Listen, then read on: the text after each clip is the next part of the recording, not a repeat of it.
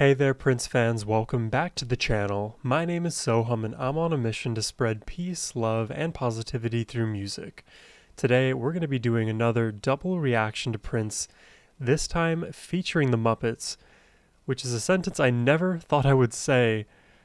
Granted, there have been so many things in the year 2025 none of us expected to happen that are happening, so, we roll with the punches. I'm excited to check this out, but I really don't know what to expect on the front of the Muppets because as a kid, I never really watched the Muppets. I didn't watch the TV shows if there were any, didn't see the movies. Pretty much my engagement with the Muppets has been primarily Kermit memes and the occasional trip to Disney World where the Muppets are often featured. So I don't know what to expect, but I'm excited to get into this one nonetheless. Before we do jump in, though, a massive thank you goes to RJ the Noble, whose generous support made this reaction possible. And she dedicates this reaction to two lovely superfans of the Prince community, JJ and Samantha. I appreciate all of you. And now, let's just jump in. Let's go. Let's find out what these Muppets are about.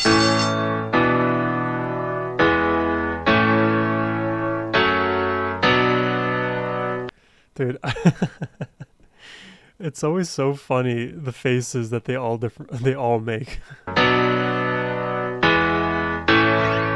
It was 7:45 all night to preach teacher Miss Kathleen. First was Kevin, then came Lucy, third in line was me. All of us were ordinary compared to Cynthia Rose. She always stood in back of the line, a smile beneath her nose. That's Cynthia. Her favorite number was 20, and every single day, if you ask her what she had for breakfast, this is what she'd say: Starfish and coffee, maple syrup and jam, butterscotch clouds and a tangerine, a side order of ham.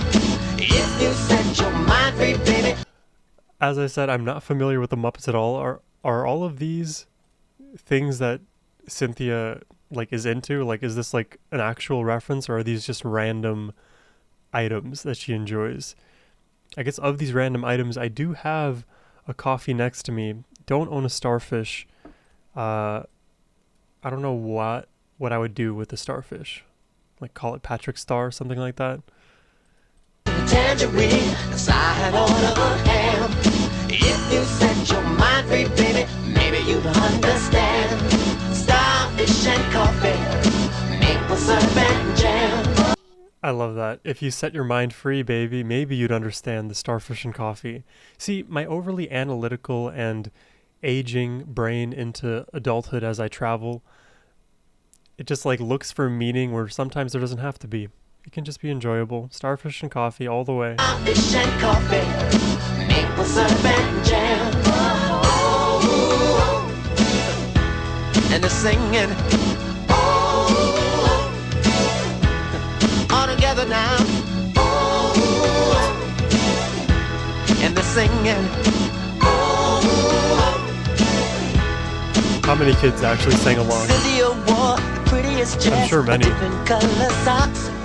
Sometimes I wonder if the mates were in her lunchbox.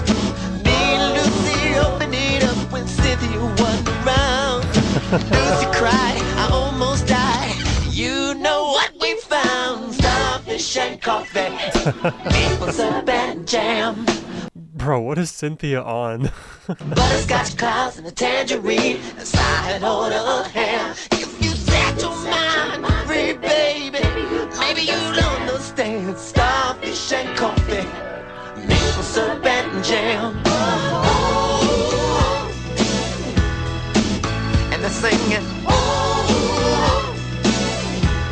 all together now. Oh, and they're singing. Oh, And the rainbow.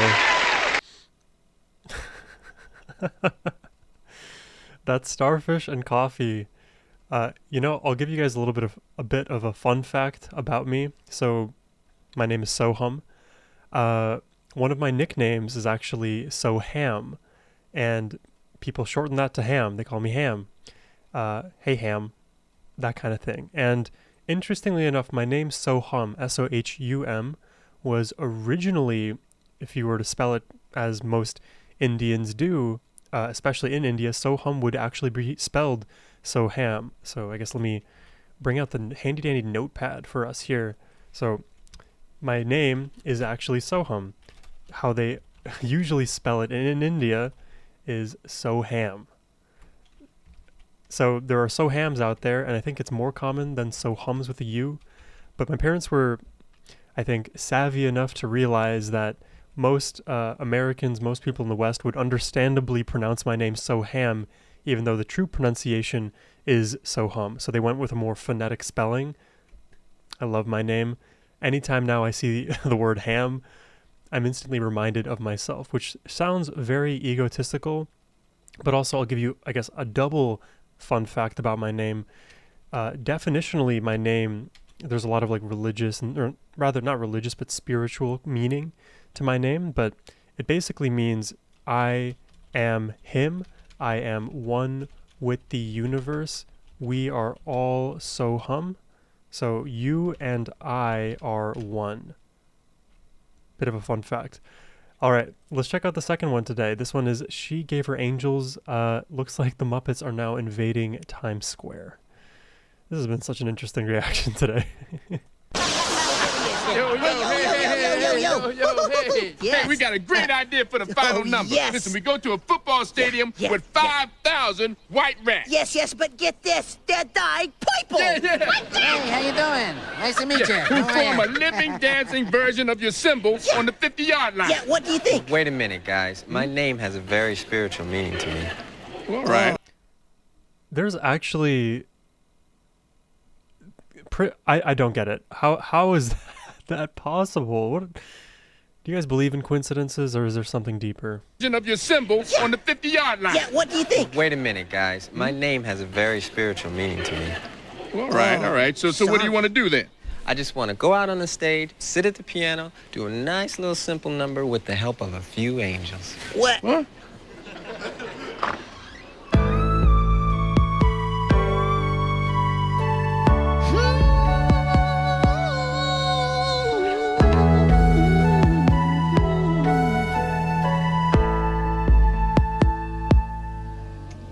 And now I'd like to turn your heart to a tale of sheer delight, a song of adulation, love and fear.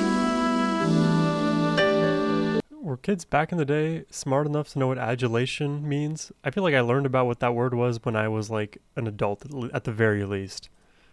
Love and fear. No one loved him better, no one better sacrificed. She gave her angels that summer night. Fate as she designed it took her from a man. This feels more like an actual Prince song. Destiny and love don't always go hand in hand. Wow. As the world lay waiting like an embryo in a womb, she gave her angels that night in June. Oh, even his voice breaking. She gave her angels to a man because a man had none to watch over him till she returned. A man, a lover, a son, a father, all these things he meant to her. She felt it right. She gave her angels that summer night. She gave her angels that summer night.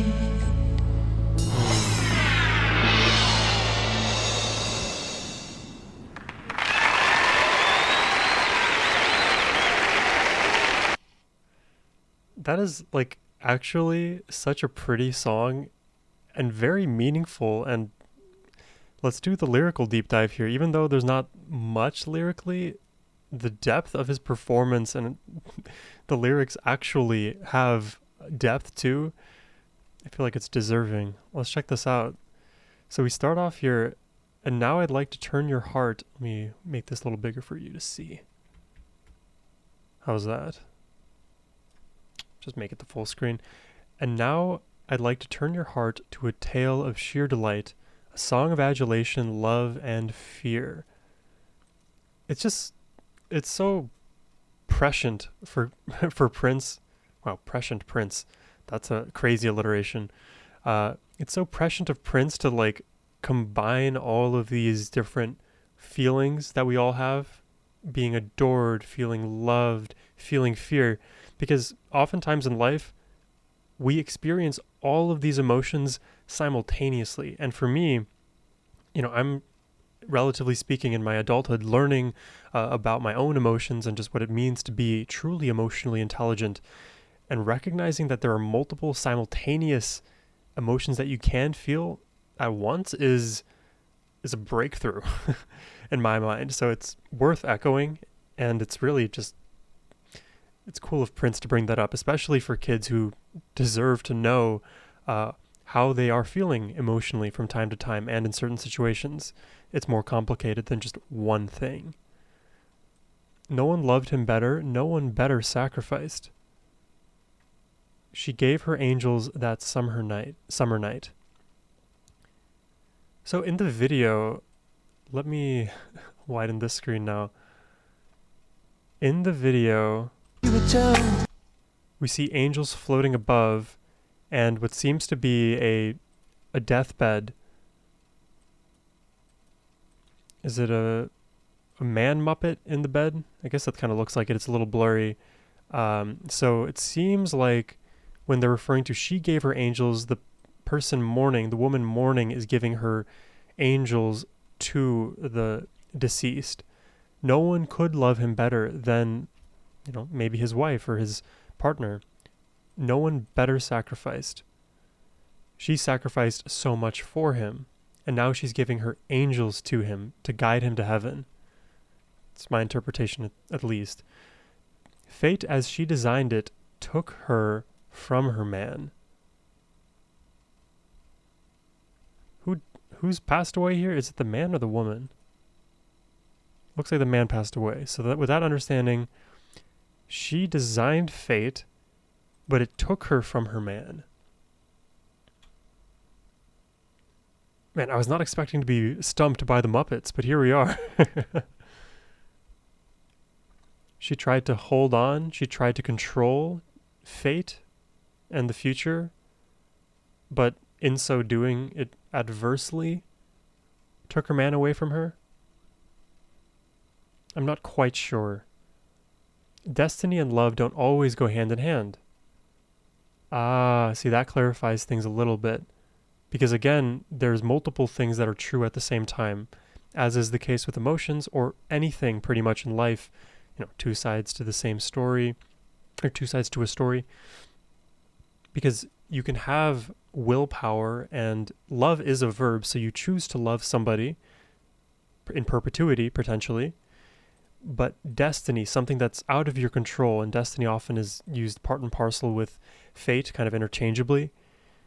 Destiny is something that you don't necessarily have control over. Now, we can dive deep into the world of philosophy, and there are more intelligent people than I who could guide you there far more easily. But for the moment, we'll just presume that destiny is uncontrollable, whereas love is controllable. So you can act on your love and continue to love, but destiny just happens. It is time and inevitable. As the world lay waiting like an embryo in a womb, she gave her angels that night in June. I'm astounded by the lyricism here, because if this is like intended for children, I wouldn't imagine many kids know what an embryo is, which is fine. It's important to push kids with the vocab you use. I've heard this about parenting. I'm not a parent myself, but using like baby talk for an extended period of time past what is quote unquote acceptable can be adversely like detrimental to the early development of a kid, because kids are actually far more, say, neuroplastic than adults are. And if you just try to use the actual language you would in normal conversation, kids are going to be more attuned to those bigger words over time, and it can develop their brain quickly. Anyways, as the world lay waiting like an embryo in a womb, she gave her angels that night in June. So the world lay waiting. It seems to me like the world is waiting for the burial of her husband. Because the world is waiting. The earth beneath, where you will lay to rest your late husband, it's in wait. And it's interesting to like then juxtapose it with embryo in a womb, because embryo and womb, it's implying birth, but what's happening is death. So already you've got the cycle of birth and death. So smart, actually. She gave her angels to a man because her man had none. Is that why it was referred to as a sacrifice earlier? To watch over him till she returned, her man, her lover, her son.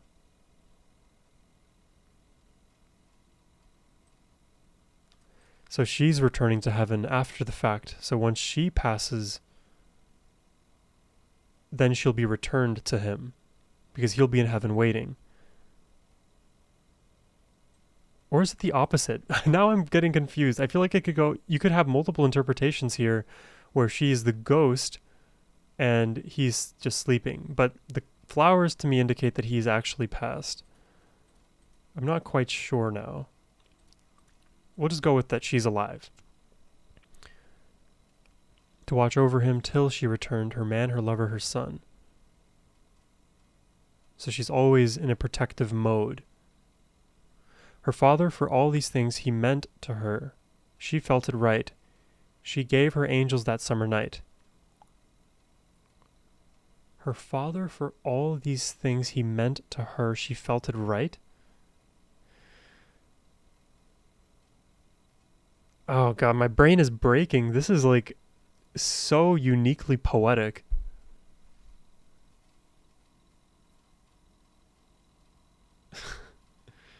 Her father, for all these things he meant to her.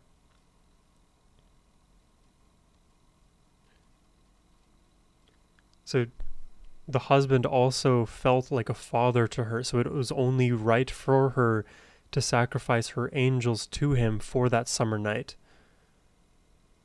It's kind of my understanding here. Man, this is yeah, compared to like compared to the Starfish and Coffee song, I think the depths of the lyrics here is quite staggering. And not to say that Starfish and Coffee isn't deep as well, but I think it's more easily attainable. Kind of refers to this childlike innocence that many of us should hold on to, which is in stark contrast to my analytical attempt to understand those lyrics. But Prince said, have a bigger imagination than that. There's more to life than being serious. You can just exist in a state of play, in a state of fun. These are great messages for children. I don't know what the kids shows are like these days, because I grew up on shows like Cyber Chase, Arthur, which was maybe like 4th grade, and then I immediately jumped to Family Guy in 5th grade. So my path was a bit different. But either way, this was a fun reaction today. I hope you all enjoyed it and took something away from it. If you did enjoy my reaction and would like to request one yourself, please hit the link in the description box below.